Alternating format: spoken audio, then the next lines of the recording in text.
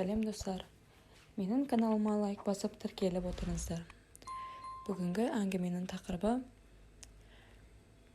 күйеуім бірінші әйелімен кездесіп жүр. Қазіргі әйелдердің көбі күйеулерінің екіжүзділігінен жапа шегіп отыр. Сеніп қосылған адамын сыртынан опасыздық жасап, тобырлатып бала таптырып алғасын, артын бір қағып кетіп қалса, өмірінің тас топаланы шығады екен.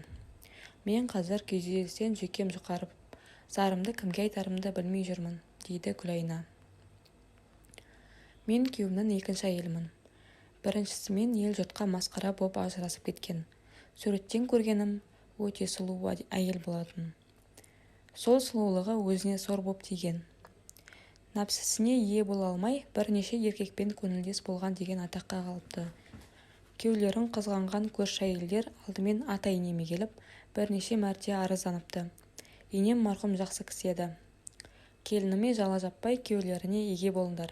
Менің келінімнен ондай иттік шықпайды, деп келгендердің бәріне қарсы тұрған.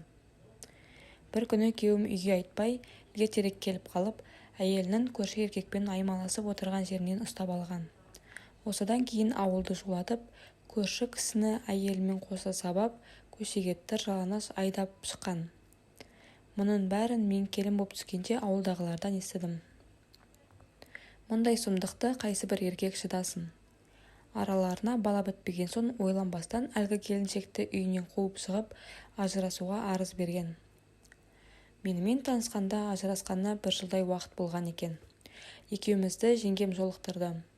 Мен де оқуды бітіріп, босағада отырып қалған қыз едім. Күйеуімді аса қатты ұнатпасам да, қашан күйеуге тиесің деген сөзден қашып келісімімді бердім. Жақсы жігіт сияқты ғой, сүйіп кетермін деген ой болды. Үйдегілер де бірінші әйелінде бала жоқ, енді онымен ештеңе байланыстырмайды ғой деді.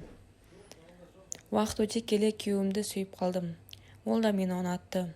Екеуміз ол жұмыстан келгенде сағынса, құшақтасып көрісетін едік.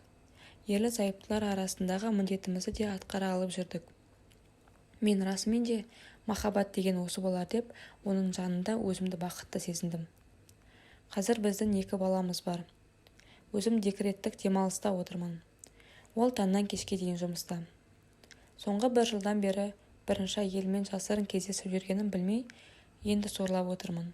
Жағдайдың бәрін бірінші әйелі хабарласып, айтып бергенде шалқамнан түсе жаздадым. Елдің бәрі мені жаманатты етіп көрсетуге асыққан шығар, бірақ бәрі олай емес. Мені енем жақтырмай, ақырында ажырастырып жіберген. Қазір ол кісі жоқ. Біздің махаббатымызға кедергі болатын кім бар? Сондықтан қайта қосыламыз деп шештік.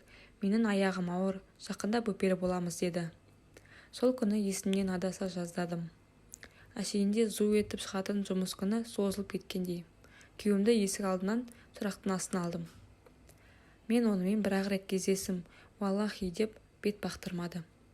Бір-ақ рет кездескеннің өзі опасыздық емес пе? Осыдан кейін онымен бір шаңырақ астында тұру мүмкін бе? Осы оймен 2 баламды алып, төркініме кетіп қалдым. Ол жақтағыларға күйеуімнің жүріс жасағанын айтпай, жасырып қалдым.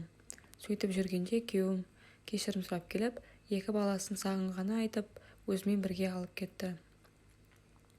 Арамыз кішкене дұрысталып, баяғы қалыпқа түсе бастаған кезде күйеуім баяғы әдетіне қайта басты. Бұл жолы білдірмеуге тырысқан жоқ. Телефоны шырылдаса, өзімді бақырайтып қойып еркекпен сөйлескенде отыра береді. Арасында тарқылдап күліп алатынын қайтерсің. Осы үшін қанша ұрыстық, төбелестік. Ол менің өткен өмірім. Мен оны есімнен шығарып, өшіріп тастай алмаймын деп отырып алды. Ажырасып кете салайын десем, 2 баламнан обал. Әкелері десе ішкен асын жерге қояды. Ол да 2 баласы үшін өте керемет әке болып отыр. Ақылын айтып, баласын жөнге салатын енем де жоқ. 2 қайнап кеме айтып ем, отбасынды ойла. Сол қатын сені бүкіл елге масқаралап кетті ғой, қайтадан басына бәле боп жабысады деп айтып, ұрысып кеткен. Бірақ оны тыңдай қоятын күйеу жоқ-ау. Үйге кеш келеді. Сол әйелмен жүргенін ішім сезеді. Айта беріп, мен де шаршадым. Жағдайды мамама айтып ем, шыда, әйел 40 шырақты, түбінде жеңесін. Білсен де білмегендей боп жүре бер, деп басу айтып отыр. Ал менің шыдап бәріне көніп жүруге намысым жібермей жатыр. осының бәрін айтып отыруға ұялып та тұрмын. Бірақ халықтан асқан ақылшы жоқ қой. Мына жағдайда не істегенім дұрыс деп ақыл сұрағалы отырмын. Енді осы әңгімеге өз ойларыңызды жаза кетіңіздер.